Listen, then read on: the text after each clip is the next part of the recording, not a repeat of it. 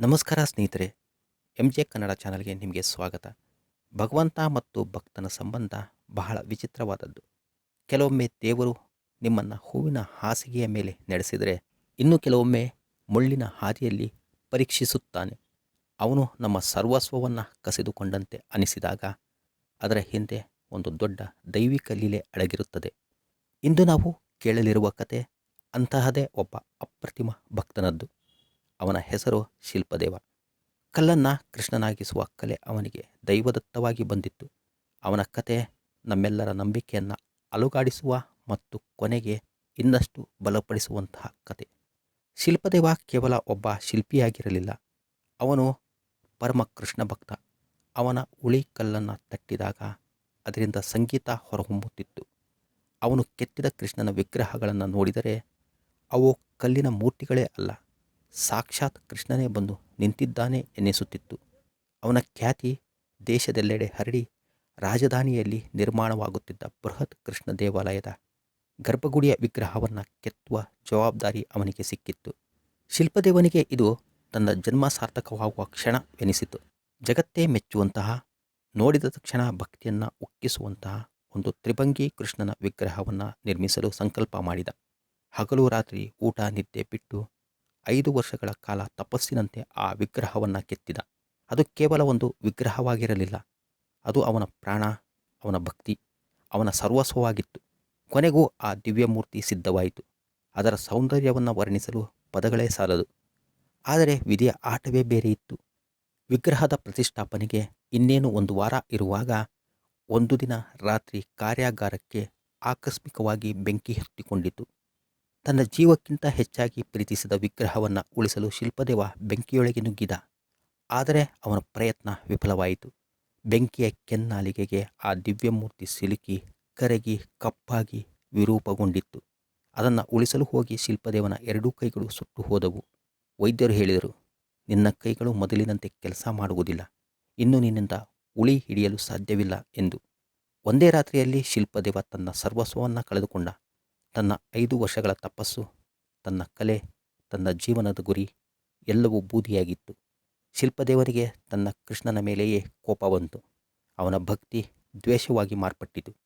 ಶಿಲ್ಪದೇವ ಆಕಾಶದ ಕಡೆ ನೋಡಿ ಅಳುತ್ತಾ, ಹೇ ಕೃಷ್ಣ, ಇದಕ್ಕಾಗಿಯೇ ನಾನು ನಿನ್ನನ್ನು ಪೂಜಿಸಿದ್ದೆ. ನನ್ನ ಜೀವನವನ್ನೇ ನಿನಗಾಗಿ ಮುಡುಪಿಟ್ಟಿದ್ದೆ. ನನ್ನ ಕಲೆಯ ಮೂಲಕ ನಿನ್ನನ್ನು ಜಗತ್ತಿಗೆ ತೋರಿಸಿದೆ. ಅದಕ್ಕೆ ನೀನು ಕೊಟ್ಟ ಬಹುಮಾನವೇ ಇದು. ನನ್ನ ಕಲೆಯನ್ನೇ ಕಸಿದುಕೊಂಡೆಯಲ್ಲ, ನನ್ನನ್ನು ಜೀವಂತವಾಗಿ ಸಾಯಿಸಿಬಿಟ್ಟೆಯಲ್ಲ. ಇನ್ನು ನೀನು ಇಲ್ಲ, ನಿನ್ನ ಮೇಲಿನ ನಂಬಿಕೆಯೂ ಇಲ್ಲ. ಹೀಗೆ ಎಲ್ಲವನ್ನ ತೊರೆದು ಒಬ್ಬ ಭಿಕ್ಷುಕನಂತೆ ಊರೂರು ಸುತ್ತಿ ಅಲೆಯಲಾರಂಭಿಸಿದ. ಅವನ ಮನಸ್ಸು ಸಂಪೂರ್ಣವಾಗಿ ಶೂನ್ಯವಾಗಿತ್ತು. ಹೀಗೆ ಅಲೆಯುತ್ತಾ ಒಂದು ದಿನ ದಟ್ಟವಾದ ಅರಣ್ಯವನ್ನು ಪ್ರವೇಶಿಸಿದ. ದಾರಿ ತಪ್ಪಿ ಹಸಿವಿನಿಂದ ಬಳಲಿ ಒಂದು ಮರದ ಕೆಳಗೆ ಕುಸಿದು ಬಿದ್ದ. ಆಗ ಅವನ ಕಿವಿಗೆ ಒಂದು ಸುಮಧುರವಾದ ಕೊಳಲಿನ ನಾದ ಬಿತ್ತು. ಆ ಸಂಗೀತದಲ್ಲಿ ಎಂತಹ ಶಕ್ತಿ ಇತ್ತೆಂದರೆ ಅವನ ಮನಸ್ಸಿನ ಎಲ್ಲ ನೋವನ್ನು ಮರೆಸುವಂತಿತ್ತು. ಆ ನಾದ ಕೇಳಿಬಂದ ದಿಕ್ಕಿನಲ್ಲಿ ನಡೆದು ಹೋದಾಗ ಅಲ್ಲಿ ಒಬ್ಬ ಸುಂದರವಾದ ಗೋಪಾಲಕ ಹುಡುಗ ಮರದ ಕೆಳಗೆ ಕುಳಿತು ಕೊಳಲನ್ನು ನುಡಿಸುತ್ತಿದ್ದ. ಅವನ ಮುಗುಳ್ನಗೆ, ಅವನ ಕಣ್ಣಲ್ಲಿದ್ದ ತೇಜಸ್ಸು ಅಲೌಕಿಕವಾಗಿತ್ತು.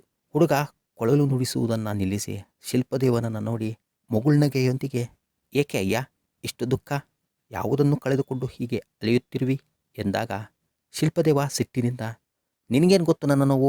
ನಾನೊಬ್ಬ ಕಲಾವಿದ, ನನ್ನ ಕಲೆಯೇ ನನ್ನ ಪ್ರಾಣವಾಗಿತ್ತು. ದೇವರು ಅದನ್ನೇ ನನ್ನಿಂದ ಕಸಿದುಕೊಂಡ. ಇನ್ನು ನಾನಿದ್ದು ಏನು ಪ್ರಯೋಜನ ಎಂಬ ಉತ್ತರ ಪಡೆದ ಗೋಪಾಲಕ ಹುಡುಗ ಶಾಂತವಾಗಿ, ಕಲೆ ನಿನ್ನದಾಗಿತ್ತೆ, ಆ ಕಲ್ಲನ್ನು ಸೃಷ್ಟಿಸಿದ್ದು ನೀನೇ, ಆ ಕಲ್ಲಿನೊಳಗೆ ಅಡಗಿದ್ದ ಸೌಂದರ್ಯವನ್ನು ನೋಡುವ ದೃಷ್ಟಿಯನ್ನು ಕೊಟ್ಟಿದ್ದು ನೀನೇ, ಉಳಿಯನ್ನು ಹಿಡಿಯುವ ಶಕ್ತಿ ಕೊಟ್ಟಿದ್ದು ನೀನೇ, ನೀನು ಕೇವಲ ಒಂದು ಮಾಧ್ಯಮವಲ್ಲವೇ ಎಂದಾಗ ಆ ಹುಡುಗನ ಮಾತು ಬಾಣಗಳಂತೆ ಶಿಲ್ಪದೇವನ ಅಹಂಕಾರವನ್ನು ಚುಚ್ಚಿದವು. ಆಗ ಶಿಲ್ಪದೇವ, ಎಲ್ಲವೂ ಅವನದ್ದೇ ಆಗಿದ್ದರೆ ಅವನೇ ಏಕೆ ಅದನ್ನು ನಾಶ ಮಾಡಿದ ಎಂದು ಪ್ರಶ್ನಿಸಿದಾಗ ಗೋಪಾಲಕ ಹುಡುಗ ಉತ್ತರಿಸುವಂತೆ, ಅವನು ನಿನ್ನ ವಿಗ್ರಹವನ್ನು ನಾಶ ಮಾಡಲಿಲ್ಲ, ಆ ವಿಗ್ರಹದ ಮೇಲಿದ್ದ ನಾನು ಮಾಡಿದ್ದು ಎಂಬ ಅಹಂಕಾರವನ್ನು ನಾಶ ಮಾಡಿದ.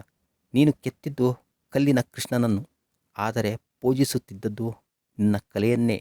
ದೇವರು ನಿನ್ನ ಕೈಯನ್ನು ಕಸಿಯಲಿಲ್ಲ, ಬದಲಿಗೆ ಕೇವಲ ಕೈಗಳಿಂದಲ್ಲ, ಹೃದಯದಿಂದಲೂ ನನ್ನನ್ನು ಆರಾಧಿಸು ಎಂದು ಹೇಳುತ್ತಿದ್ದಾನೆ ಎಂದು ಒಂದು ಸಣ್ಣ ಕಟ್ಟಿಗೆಯ ತುಂಡನ್ನು ಮತ್ತು ಒಂದು ಹರಿತವಲ್ಲದ ಕಲ್ಲನ್ನು ಶಿಲ್ಪದೇವನಿಗೆ ಕೊಟ್ಟು, ಈಗ ನಿನ್ನ ಸುಟ್ಟ ಕೈಗಳಿಂದ ಈ ಕಟ್ಟಿಗೆಯಲ್ಲಿ ನನಗಾಗಿ ಒಂದು ರೂಪ ಕೊಡು.